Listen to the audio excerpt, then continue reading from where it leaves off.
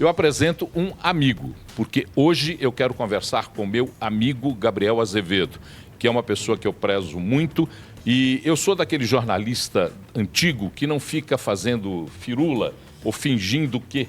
Eu sou amigo do Gabriel Azevedo, conheci o Gabriel Azevedo em 2017, na CDL-FM, quando o Gabriel era... Não, 15, quando o Gabriel foi colunista da CDL-FM comigo.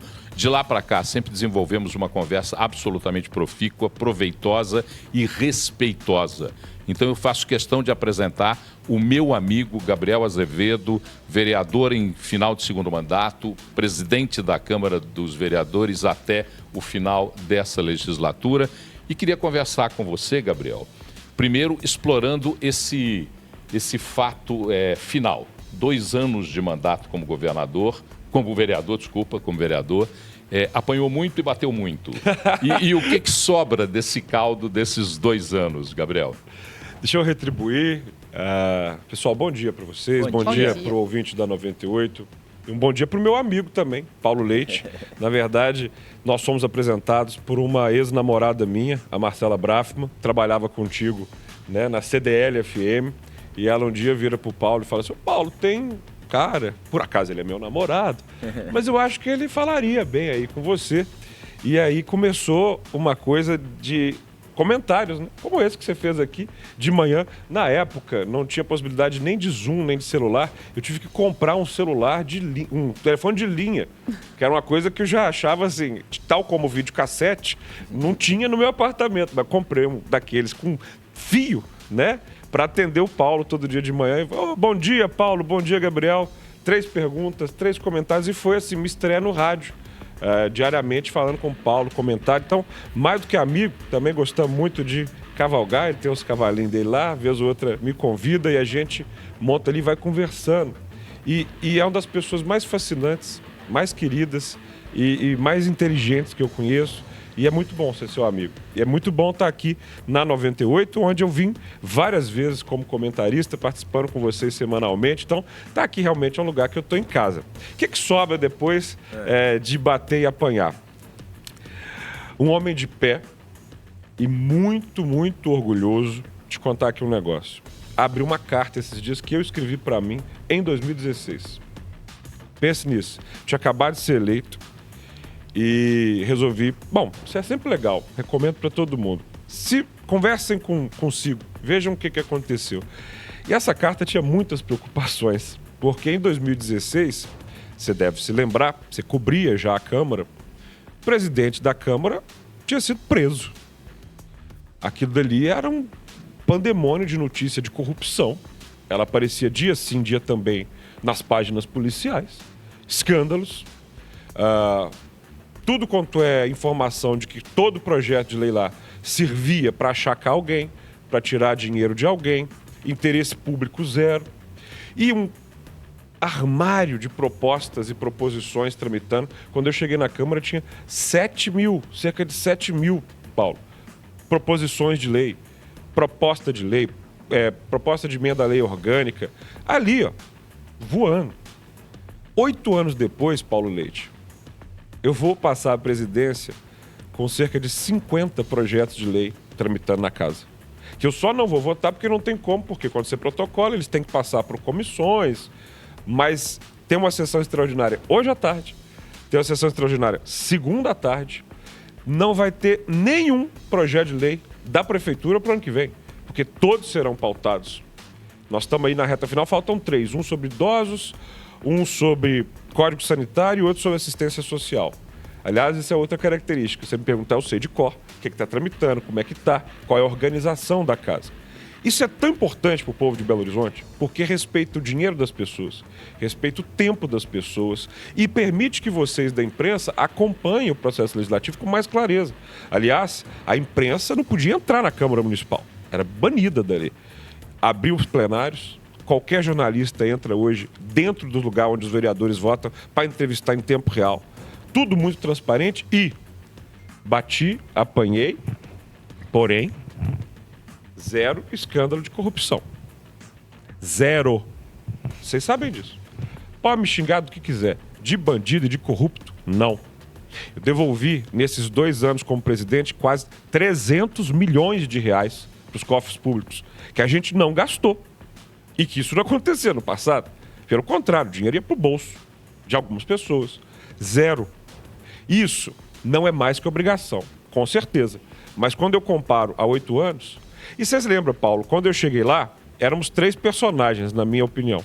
Eu, mais moderado, a Áurea à esquerda, Matheus à minha direita. Era uma trinca de vereadores que estavam chegando ali em que as pessoas colocavam muitas expectativas.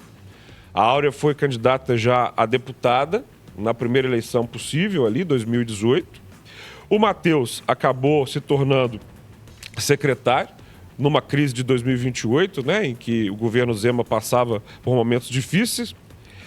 E eu segui com outra promessa que me orgulha muito: não abandonar o mandato, sob nenhuma hipótese. Fui eleito para 4 anos em 2016, reeleito para 4 anos em 2020 e chego 8 anos depois cumprindo os mandatos de vereador. Isso tudo, Paulo, me deixa muito feliz sabendo que, claro,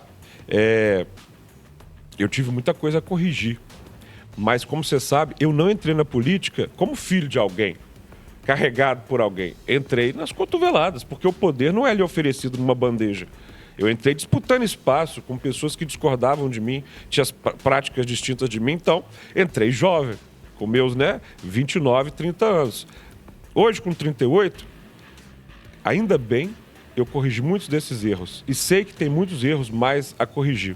Mas quando eu abri a cartinha ali, uma das perguntas era assim: não vá me dizer que vocês aumentaram os próprios salários. Porque em 2016, quando eu tinha acabado de ser eleito, veio uma votação em que os vereadores aumentaram os próprios salários. E aquilo sempre deixa a cidade brava.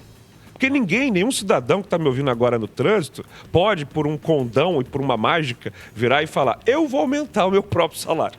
E quando as pessoas veem os políticos fazendo isso, elas ficam bravas. E acredite, nos últimos dias, semanas, eu passei por pressões internas ali na Câmara, grandes, para que a gente votasse um aumento dos próprios salários, dos próprios vencimentos. E eu sei, peço desculpas aqui para os colegas, que a minha postura irrita alguns. Mas eu preciso olhar para o espelho e me reconhecer também no que eu tinha de positivo ali nos 30 anos. Eu entrei para fazer diferente e para fazer diferença, e não para fazer igual. Gabriel, você pega uma Câmara dos Vereadores, como você mesmo explicou, que tinha uma realidade à parte da realidade da cidade. Que conquistas essa Câmara tem para ser apresentadas em termos reais, objetivos para a população? E queria que você falasse um pouquinho sobre relação entre poderes. Vou falar, por exemplo, de temas que são muito importantes para o povo de Belo Horizonte: saúde e educação. A Câmara conseguiu criar um mecanismo de direcionamento específico para a saúde, porque as nossas emendas parlamentares aqui não tem nada de secretas. São completamente transparentes. Isso foi um ganho, uma conquista dessa legislatura. 50% é para a saúde. Você que precisa de saúde em Belo Horizonte e vai nesses hospitais filantrópicos, Hospital Evangélico, Hospital da Baleia, Santa Casa, pergunte o que eles acham da Câmara Municipal. Nunca a Câmara conseguiu direcionar recurso tão específico para hospitais na cidade. Não tem nenhum, pode conversar. E isso é muito importante porque dá ao vereador um mecanismo direto de ajudar aquele hospital que está passando dificuldade. Santa Casa pegou fogo aquela oportunidade. Fomos todos lá fazer doações para recuperar aquele andar. Então, assim, onde tem saúde em Belo Horizonte, tem um vereador atuando. Pode ter certeza disso. Não está perfeito, mas melhorou com recurso, que é o que conta. Educação. Eu sou muito orgulhoso de ser autor de uma lei que inclui no contraturno escolar educação financeira. Num país de endividados, ver as nossas escolas públicas ensinando para as crianças utilizar o próprio dinheiro, além de noções de cidadania, de direito, isso impacta na vida e no futuro das nossas crianças. Ônibus. Mas não tá bom mesmo. E quantas vezes eu vim aqui na 98 criticar. Mas pela primeira vez, desde a ditadura, a Câmara Municipal falou: opa, este é um problema nosso e nós vamos enfrentar de frente. de frente mesmo, altivos e sem ter caixinha aqui dentro, molhando a mão de vereador. Porque antes, você lembra das histórias e das suspeitas? Não. Bati de frente, foi uma das brigas, a principal briga que eu comprei. Metemos ali uma CPI que revelou todo o esquema, mostrando que é um contrato fraudulento, sim, com provas, que uma auditoria que foi contratada foi fajuta e que a BH Trans era um mar de corporativismo e nós fomos responsáveis por avançar com a lei que começou a encerrar a BH Trans, que não pode ser fechada da noite para o dia, porque tem servidores lá concursados, mas à medida que eles forem aposentando, ela vai deixando de existir. E eu sei que os servidores da BH Trans, porra, não vão com a minha cara. E essa é uma briga... Você não é o retrato da parede deles. Não, e olha, é aquele negócio, né? Eles falam lá, nós aqui da BH Trans odiamos o Gabriel. Eu viro e falo assim, por favor, vão lá na Praça 7, empunhem um crachá da BH Trans e falam, olha, eu sou da BH Trans e odeio o Gabriel. Esse é um dos méritos mais orgulhosos que eu tiro de 8 anos de vereador. Porque veja o descolamento dessas pessoas da realidade da cidade. Sai aí orgulhoso e fala que é da BH Trans para ver o aplauso que você vai receber. Então, a Câmara não só apontou os erros, como começou a oferecer soluções. Vamos deixar de remunerar essa turma por passageiro e vão remunerar pela quilometragem. Porque isso faz uma lógica que não motive o empresário a colocar muita gente dentro do ônibus, mas ele receba pelo quilômetro rodado. Lei que começa a tirar o dinheiro a bordo. Aí vem o cidadão, mas eu gosto do trocador, o trocador é importante. Mas a gente tem que virar a página, tem que ir para o futuro. Qualquer cidade evoluída, você chega com o celular, encosta num lugar e passa, sem dinheiro. Ainda, tarifa zero para vila e favela. Ô Paulo, se você for comigo na serra e caminhar lá, você vai falar assim, uma mãe que te vira e fala assim, agora eu compro biscoito pro meu filho comer, porque eu não tenho que pagar um ônibus. É um projeto social de monta na cidade. E eu posso aqui desfilar para você vários temas em que houve atuação. A Câmara Municipal, e aí posso te dizer, nessa presidência, não foi um chaveiro da Prefeitura, como geralmente se é no Brasil inteiro. Câmara é só aquele lugar em que os vereadores obedecem ao prefeito, não sob a minha presidência. Isso foi uma transformação que você foi acompanhando ao longo de 17 até agora, 24. Nesses 8 anos, cada vez mais a Câmara foi ficando independente, sobretudo porque eu fui falando com os colegas. Vocês foram eleitos pelo povo. Vocês devem respeito a quem botou vocês aqui, não ao prefeito. Nós passamos por um prefeito, né, o Alexandre Calil, que tinha um estilo muito rígido de lidar com os vereadores. Quando o Fuad Noman entra, ele pega essa lógica de vereador que vota comigo tem tudo, vereador que discorda de mim vai pro caldeirão. Falei, opa, não. Vereador aqui tem o direito de votar como ele quiser. E isso não pode significar porta fechada na prefeitura. E isso foi sim o motivo de muitos embates. Porque a lógica que veio desses 8 anos foi uma lógica que já vinha anteriormente, assim, quero manter minha base amarrada. Vereador que não votar comigo está excluído. E aí, na hora que o vereador ia reclamar de um problema que ele via no bairro ou de alguma solução que ele buscava, não era recebido? Não. Na minha presidência, todos os vereadores têm que ser recebidos. E isso foi o começo de uma crise que você viu tentar, obviamente, me caçar por motivos injustos. Mas eu sou muito grato a quem tentou acabar comigo, porque essas pessoas me permitiram renascer enquanto político, melhorado e aprimorado os meus defeitos. Bom, vamos falar um pouquinho sobre candidatura à Prefeitura de Belo Horizonte. Inclusive, nós temos aqui no estúdio, te acompanhando, o seu candidato a vice, Paulo Brandt, que está aqui conosco. Fala um pouquinho sobre os seus aprendizados na campanha e você ainda tem o mesmo desejo de voltar a se candidatar a ser prefeito de Belo Horizonte? Alô, 98 FM, bom dia para você que está conectando agora. Aqui quem está falando é Gabriel Azevedo, pré-candidato a prefeito de Belo Horizonte nas eleições de 2028 pelo Movimento Democrático Brasileiro. Como não tem regra que diz bem o que é pré-candidatura, mas a gente não pode se dizer candidato até o momento eleitoral começar, eu sou pré-candidato, já com muita antecedência, porque eu faço política com Belo Horizonte, para Belo Horizonte, por Belo Horizonte. Esse é meu motivo. Então, quando eu discutia na campanha, Paulo, e discursava falando, eu estou nessa história porque eu gosto da minha cidade. Eu não uso política municipal como trampolim. É verdade. E como eu tomo a opção de não ser candidato em 2026, você sabe o que isso quer dizer? Ora, eu tive 133.728 votos na capital. Isso significa, pelo menos, de acordo com alguns analistas, uma votação que pode se triplicar considerando o interior. E ter cerca de 400 mil votos é algo que te garante para deputado federal, pode te alçar para senador. Já tive convite, inclusive, para ser candidato a vice-governador em 2026, de um dos candidatos aí. Mas, cara, o pior pode acontecer eu ganhar.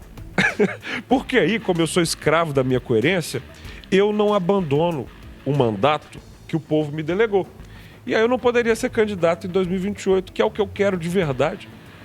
Seu sonho é ser prefeito? Não. Meu sonho é realmente ter um sistema de mobilidade que funcione. Uma Pampulha limpa, com um calçadão que valorize as nossas obras do Niemeyer, um centro sem prédio vazio. E para isso eu quero ser prefeito. Porque meu sonho é ver a nossa cidade não ficar parada no tempo. E eu tive nessa caminhada, legal que você citou a presença desse cara aqui, um grande amigo. Paulo Brant, Paulo Brant foi vice-governador de Minas por 4 anos, secretário de Cultura, economista, engenheiro. E ele se colocou como candidato a prefeito pelo PSB. E ele teve uma grandeza dessas que vem da política mineira com P maiúsculo, da escola que ele teve, e abriu mão de ser candidato para ser o meu candidato a vice. Foi o primeiro vice anunciado. Me ajudou muito trazendo a legenda e ampliando o tempo de televisão. E não era um vice figurativo. Era um vice que eu sempre falava isso. Olha, se algo acontecer comigo, vocês fiquem tranquilos, porque o vice é melhor do que o titular. Ele não está aqui como um amador. E a política é feita de gestos. O gesto que o Paulo Brant fez para mim, neste ano, será retribuído em 2026. Eu não serei candidato a deputado, porque o meu candidato a deputado federal, aí como não é ele falando, eu posso falar, vai ser o Paulo Brant, pelo MDB. Ele se filiou na semana passada, lá no Café Nice, e Brasília está precisando, diante do seu comentário inicial, de pessoas como o Paulo Brant. Primeiro, que entendam a economia, né? Porque não dá para ficar maquiando informações. Segundo, que coloquem a bola no chão. O Paulo, nós não vamos ver o Paulo gravando videozinho de dancinha no TikTok, não. Nós vamos ver o Paulo discutindo política fiscal. Discutindo o que é bom para Minas Gerais, o que é efetivo para o nosso estado e sem amadorismo. Falar de cultura de um jeito grandioso, falar da política mineira como ela tem que ser. São 53 deputados federais e esses 53 deputados federais precisam falar de Minas de um jeito maiúsculo. E eu sei que ele fará isso. Portanto, eu já estou em campanha para colocar o Paulo Brant como deputado federal lá em Brasília em 2026. Bom, para finalizar a nossa conversa, você fala desse tempo de espera. Você vai ficar de 25 a 28 num tempo de espera, observando os movimentos da cidade. O que vai fazer o Gabriel ser político? Porque agora não dá mais para abandonar o ser político. Você sempre foi um ser político, certo, mas agora você tem um ser político identificado. O que vai fazer esse ser político identificado? Tinha uma professora, a Tereza Mafra, falou assim, esse menino, quando nasceu, o médico deu-lhe uma palmada, ao invés de chorar, ele ofereceu um santinho e pediu um voto. E é verdade, eu gosto muito de política e vivo. Não de política, mas para política. A política não é a minha profissão. A política é a minha vocação, meu sacerdócio, é minha doação para a cidade que eu amo e para uma causa que eu acredito. Portanto, eu vou, espero que isso não surpreenda ninguém, trabalhar. Primeiro ponto é esse. Eu não sou herdeiro, não sou milionário. Vivo como vários de vocês que estão me escutando aí, acordando de manhã, tirando o suor da testa e levando recursos para casa, porque tenho mãe, tia, irmã e devo a elas o que elas sempre me deram, muito carinho, muita ajuda nessa vida. E cuido dessas mulheres com toda a minha dedicação e, portanto, como eu tenho carteira assinada enquanto professor da UniBH, onde eu fui contratado no ano passado, eu vou ampliar as disciplinas que leciono e vou também ser responsável por uma pós-graduação em cidades. Aceitei com muita alegria o convite da Faculdade Dom Helder Câmara, onde eu vou também iniciar como professor, E anuncio com muita alegria que foi aprovado essa semana para um doutorado. Então, vou fazer um doutorado em Direito Ambiental, sobretudo de cidades, e nessa mesma instituição vou presidir um instituto sobre cidade e sustentabilidade. Além disso, vocês vão ver em breve, aceitei alguns convites da iniciativa privada e do terceiro setor. Tenho um bar, onde o senhor já foi e gosta de ir, vocês estão todos convidados, fazer o merchan. Ontem eu estava lá, né, obviamente, até 00:30, cuidando. É o Mina Jazz Bar. Embaixo do Automóvel Clube. No Automóvel Clube, isso. Na Álvares Cabral com Afonso Pena. Ontem, casa lotada, né, Paulo Brandt foi lá tomar uma comigo. Maravilha, todo dia lotado. E eu vou nas mesas, sirvo as mesas, preparo coquetéis, vejo se a cozinha tá boa, cuido da programação. São 43 espetáculos hoje diferentes, sempre com música ao vivo lá. Quero abrir mais 2. Acho que a cidade ainda precisa de um bom terraço. Quero abrir mais estabelecimento. Vou trabalhar, poxa, mas não vou esquecer de política. Fui convidado pelo presidente do MDB, o Nilton, para presidir a Fundação Ulisses Guimarães, que é uma fundação atrelada ao partido que serve muito para preparar prefeitos, vereadores, políticos, e eu vou ter esse cuidado com Minas Gerais. Você não sabe o que é a minha caixa de mensagem com o vereador eleito. Gabriel, fui eleito aqui no Jequitinhonha. Gabriel, fui eleito aqui no sul de Minas. Gabriel, estou aqui no Triângulo. Queria muito que você viesse aqui palestrar. Então, eu tenho um trabalho de construção partidária em Minas Gerais, no Brasil, e vou fazer isso com muita alegria. Então, você pode ter certeza, uma coisa que eu não vou é ficar quieto. Inclusive, quero saber onde é o departamento aqui da 98 para currículos, né? Porque eu tenho alguma experiência aqui na rádio. Pode enviar o currículo pro João Henrique do Vale. É pra você mesmo, João. Vou mandar o currículo aqui, vou colocar tempo de casa. Fiz o Central, fiz o Democratize e comentários aleatórios com o Paulo Pistola Leite, entendeu? Que é meu padrinho aqui eu já vou vir com a indicação. Aliás, você faz uma carta de indicação. Eu faço a carta de indicação. Gabriel, tem que terminar, o tempo tá curto, a gente tem que terminar. Obrigado por tua presença aqui. Sucesso aí no desenvolvimento da tua vida política e é um prazer sempre ser seu amigo. Sou seu amigo também. Você que está em casa ouvindo, você que está no trânsito, siga a gente nas mídias sociais e vamos continuar conversando por lá, @Gabriel Azevedo. Eu deixo de ser vereador, mas sigo um cidadão completamente apaixonado por Belo Horizonte.